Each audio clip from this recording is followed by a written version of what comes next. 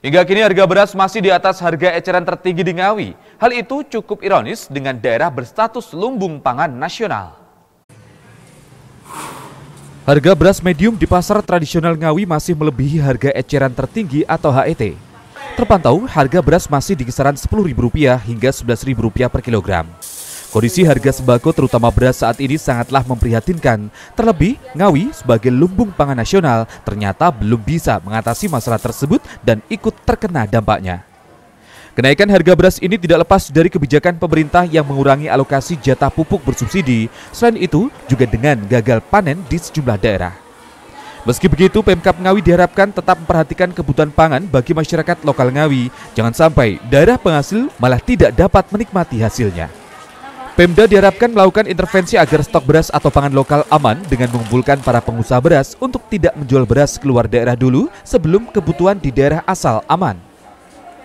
Ya, pertama menurut saya langkah yang harus dibangun atau diambil oleh pemerintah daerah adalah dia mengumpulkan stakeholder terkait pertanian dan beras, terutama para pengusaha, tengkulak segala macam. Artinya begini, pengusaha ini juga harus diberi kesepahaman agar juga mereka tidak sekedar mengejar keuntungan dengan menjual padi atau beras keluar daerah Kabupaten Ngawi, tetapi harus diprioritaskan untuk menjual dan beredar di Kabupaten Ngawi. Karena apa? Kalau itu beras diproses, gabah itu diproses di Ngawi dan dijual di Ngawi, maka rantai produksi itu akan beredar di Ngawi, banyak yang menerima manfaat dari itu.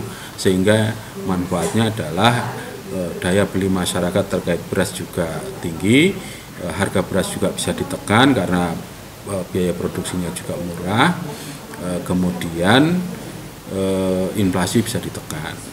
Langkah yang kedua menurut saya adalah pemerintah segera harus memikirkan konsep operasi pasar dan melakukan operasi pasar sehingga daya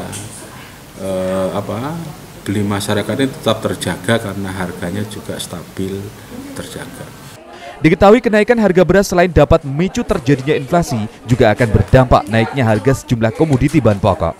Terlebih menjelang momentum Ramadan dan Lebaran seiring dengan meningkatnya kebutuhan pangan masyarakat. Ito Wahyu, JTV, Ngawi.